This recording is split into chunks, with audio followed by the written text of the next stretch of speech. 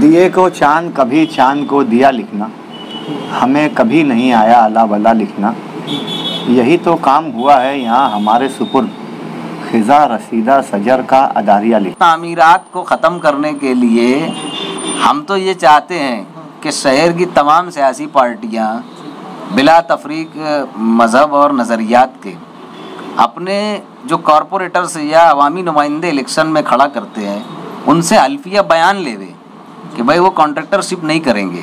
अगर किसी मुद्दे को हम उठाएं कि ब्रिज के काम में शफाकियत नहीं है या किसी इलाके में ये काम शुरू है और हम उसकी निशानदेही करें तो इसको लीडर देख लेता है, हम लोग उसकी नज़र में बुरे हो जाते हैं, लेकिन आवाम उसको फॉलो नहीं करती है और उसके ऊपर कोई कार्रवाई नहीं करती।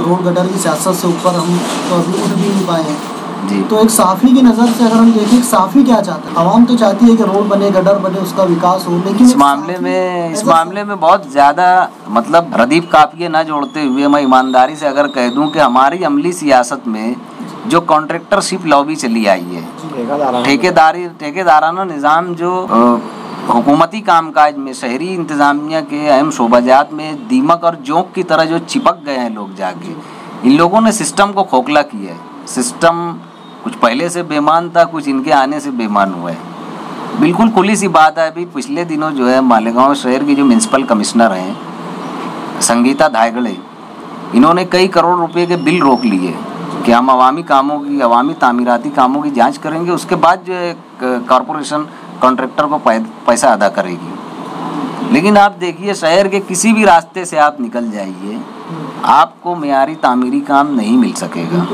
तो एक साफ़ी क्या चाहता है कि क्या कौन सी वो चीज़ है जिसको ख़त्म होनी चाहिए? जैसे आपने बताया कि कॉन्ट्रैक्टर नाकिस तामीरात को ख़त्म करने के लिए हम तो ये चाहते हैं कि शहर की तमाम सियासी पार्टियाँ बिला तफरीक मज़हब और नज़रियात के अपने जो कॉरपोरेटर्स या अवामी नुमाइंदे इलेक्शन में खड़ा करते हैं उनसे हल्फिया बयान लेवे कि भाई वो कॉन्ट्रैक्टरशिप नहीं करेंगे और एक सिस्टम बनाया जाए, शफाफ इलेक्शन हो जिसमें उम्मीदवार का सरमाया कम खर्च हो और वो जब अवामी कामकाज के लिए निकले तो सरकारी ख़जाने के पैसे का गलत इस्तेमाल ना करें। तो कहीं ना कहीं अवाम भी इसके लिए जिम्मेदार होती है। मजमूई तौर से पूरी आवाम को तो देखो जिम्मेदार करार नहीं दिया जा सकता। वो एक पुरानी कहावत है कि एक गंदी मछली पूरे तालाब को गंदा करती है, लेकिन कुछ लोग अगर आवाम में ऐसे हैं तो सारी आवाम को हम जिम्मेदार करार नहीं दें। मंसूर अकबर से जानना चाहेंगे कि नाकिस तामीराती काम जिस वक्त मालेगांव शहर में चल रहे हैं तो उसके लिए साफ़ी उसको कैसे देखें? हम लोग तो देखते हैं कि काम की क्वालिटी भी ख़राब है, काम का रकबा भी मुख्तसर, काम के रकबे में भी इख्तिसार से काम लिया जाता है और काम हर तरीके से गलत हो रहा है कई जगह पर, जिसके लिए कमिश्नर ने कई ठेकेदारों को, मक्तेदारों को उसमें पनिशमेंट भी दिया है। तो हम लोग तो देखते हैं और उसके बारे में लिखते हैं, लेकिन जब हम लोग लिखते हैं तो लीडरान उसको देख लेते हैं, उसका आवाम में कोई असर नहीं जाता। अगर किसी मुद्दे को हम उठाएं कि ब्रिज के काम में शफाकियत नहीं है या किसी इलाके में ये काम शुरू है और हम उसकी निशानदेही करें तो इसको लीडर देख लेता है, हम लोग उसकी नज़र में बुरे हो जाते हैं, लेकिन आवाम उसको फॉलो नहीं करती है और उसके ऊपर कोई कार्रवाई नहीं करती। अगर अखबार में किसी चीज़ की निशानदेही की जाए तो आवाम का भी काम है कि उस मुद्दे को लीडरान तक या जो कनेक्टेड लोग हैं या जो ठेकेदार हैं उन तक मतलब बताया जाए। आमतौर पर जब हम लोग लिखने के लिए जाते हैं तो शहर ये समझ लेता है कि यार ये तोड़ी के हिसाब से लिखा जा रहा है। तो मैं तो ख़ास तौर से इन मुद्दों को इसलिए नहीं उठाता हूँ कि लोग ये ना बोले कि यार ये ठेकेदार से तोड़ी कर लेगा। ये शहर की सबसे बड़ी बेकारी है। मैं अपनी सतह से नीचे आकर बोल रहा हूँ, यकीन मानिए। जी, तो कहीं ऐसा तो नहीं रिसर्च जर्नलिज्म जो ख़त्म हो गई है या टेबल न्यूज़ बन रही है, सोशल मीडिया के जो दौर इस वक्त चल रहा है जो आसानी से न्यूज़ मिल जाती है, तो वहाँ पर आवाम को भी ये लगता होगा कि यार ये बस ऑलरेडी कहीं से मटेरियल और मटेरियल उठा कर ये लोग जो है चस्पा कर देते हैं। देखिए अभी सहाफ़ती जिम्मेदारी की अगर हम बात करें तो आवाम को हम ये कैसे मनवा सकते हैं कि हम भी रिसर्च जर्नलिज्म करते हैं, हम तहकीक करते हैं, उसके बाद उसको बड़ी जिम्मेदारी से शाये करते हैं। मैं अपने कबीले के ख़िलाफ़ जा रहा हूँ ये बात को लेकर के। आज आप गौर करें तो जितने अखबारात के मुदीरान हैं वो मुरासला लिखने से काफ़ी, ये मैं आपका अखबारात से उम्मीद रखें। हम जो कुछ नुमाइंदे हैं जो कभी इधर से कभी उधर हम खून जिगर की आबियारी करते हैं, रातों को जागते हैं। एक अदीब साल भर में जो मवाद लिखता है उससे कहीं ज़्यादा हम लोगों की रोज़ाना ख़बर बेकअप हो जाती है। नामा निगारों की भी सताइश नहीं, अखबारात के जो मुदीरान हैं उनकी अपनी पॉलिसी है। जब इनके अंदर सहाफ़ती अगर इनमें टैलेंट होता तो ये महसूस करते कि अखबार में क्या चीज़ लगाई जाए। जब इस चीज़ का सलीका, इस चीज़ का इम्तियाज़ और इस चीज़ की शनाख्त मुदीरान में नहीं, तो वो उसको अखबार को सजाएंगे कैसे कि यार ये अखबार आवाम के लिए कारआमद कैसे हो। जो नुमाइंदे ख़बरें देते हैं तो वो ख़बरें अगर मुदीरान के मुताबिक है तो लगती है, वरना नहीं लग पाती। तो ये निज़ाम भी ख़त्म हो जाना चाहिए। इजहार राय की आज़ादी हिंदुस्तान में है मुख्तार, मगर हम ऐसा महसूस करते हैं कि कभी कभी हम लोगों को मुदीरान के बोलने पे किसी का कसीदा भी लिख देना पड़ता है, और कभी हम कोई किसी गलती की तरफ निशानदेही करते हैं तो हम सुबह अखबार ढूंढते हैं कि यार हमारी वो खबर लगी होगी, पब्लिक क्या रिस्पॉन्स देखते हैं, तो वो खबर नहीं लगी रहती। तो जब तक अखबार के मुदीरान खुद साफ़ी नहीं होंगे, साख्ती निज़ाम में सुधार नहीं आ सकता। मुख्तार आदिल सर से जानना चाहेंगे कि आपको मैंने देखा हमेशा व्हाट्सएप पे आप 4 लाइन लिखते हैं, वो नहीं होती है, अच्छी होती है। ख़बर के ताल्लुक से एक नया मटेरियल हमको पढ़ने मिलता है, फिर उसका आर्टिकल लोग बाद में बना लेते हैं।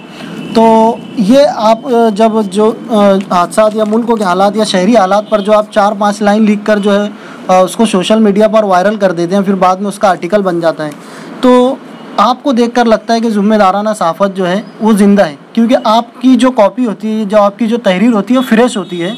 फिर उसके बाद मैं ऐसा समझता हूँ, क्योंकि मैंने पढ़ा है कि उसके बाद उसके आर्टिकल बन जाते हैं, मजमून उसकी खबरें बन जाती हैं बाद में उसको लेकर। आपसे ये जानना था कि रिसर्च जर्नलिज्म जो है वो कहीं ऐसा लगता है मादूम हो गई, गायब हो गई सोशल मीडिया के दौर में।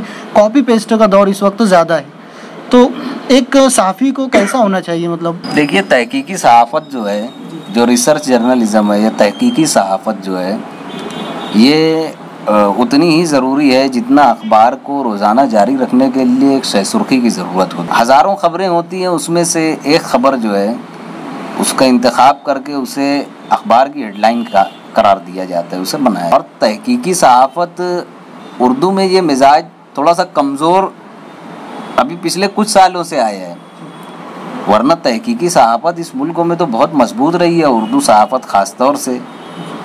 आप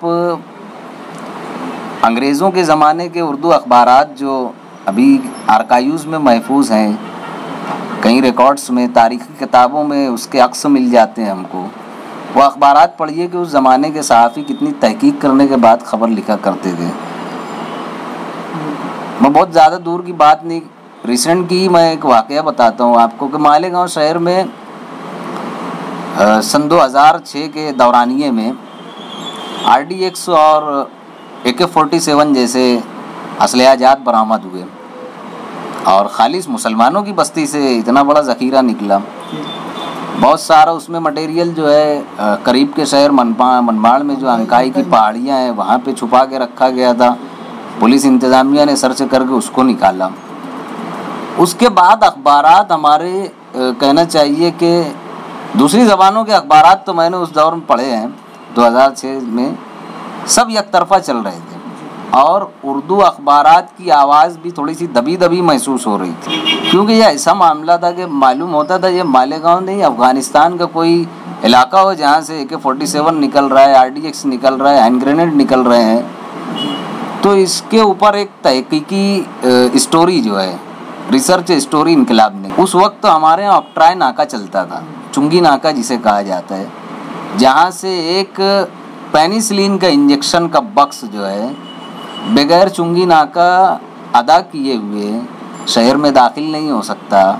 उस शहर में पुलिस का इंटेलिजेंस सिस्टम इतना वीक और कमज़ोर कैसे हो गया कि इंडिका कार भर भर के हमारे शहर में RDX आता था, हमारे शहर में AK-47 आती थी। कहना चाहिए कि जो इंटेलिजेंस निज़ाम की जो खामी थी उसको जज्बाती अल्फाज में उजागर करने की बजाय बिल्कुल ऑथेंटिक अंदाज में रिसर्च जर्नलिज्म के ज़रिए इनकलाब ने अपने सफ़ात पे उसको जगह दी। उन ख़बरों का खातिर खा असर हुआ। वो ख़बरें वो इनकलाब के तराशे जो है ATS के अगेंस्ट में जो केसेस लड़ने वाली NGOs खड़ी हुई, हुकूमत के और हुकूमती इदारों की यकतरफा सुराग रसानी, यकतरफा तफ्तीशी रुख जो था उनके ख़िलाफ़ में जब हम इंसाफ की उम्मीदगाह जब कोर्ट में, हाई कोर्ट में पहुँचे, तो उस वक्त तो अखबारात के तराशे भी रखे गए थे कि जिस शहर में एक बक्स पेनिसिलिन के इंजेक्शन या एक कॉटन की क्वीन जो होती है वो बगैर चुंगी नाका अदा किए हुए, इतना स्ट्रिक्ट निज़ाम है कि शहर में कुछ नहीं आ सकता, तो शहर में RD 100 भर के इंडिका कार कैसे चली आई? ये बड़ा यानी उस वक्त कहना चाहिए कि पूरे इंटेलिजेंस सिस्टम को हिला के रखा था उस स्टोरी ने, और इनकलाब ने बहुत बेबाकी से उसका जो है कहना चाहिए कि पब्लिश किया था। दूसरी एक मिसाल हमारे सामने तहकीकी सहाफ़त में राना अय्यूब की है, जिसने गुजरात फाइल्स नामी जैसी एक दस्तावेजी और तारीखी किताब लिखी उन्होंने।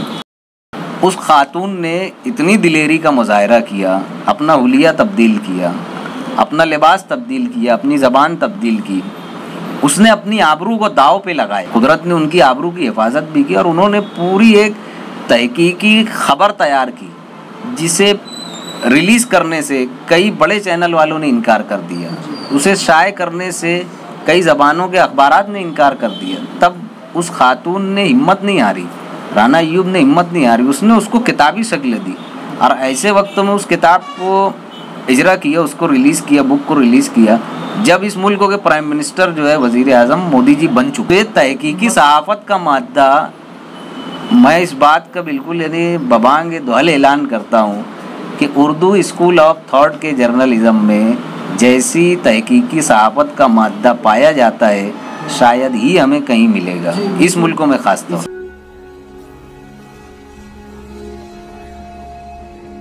जितने नामा निगार हैं बहुत कम लोगों को छोड़कर ज़्यादातर को मैंने देखा है कि किसी एक लीडर के हमनामा है। सेंस ऑफ जर्नलिज्म है, यह जो शऊर सहाफ़त है वो मालेगांव शहर के सियासी लीडरान में, ये मेरा अपना ज़ाती तज्जिया है कि निहाल अहमद साहब के अलावा कोई के पास नहीं है वो।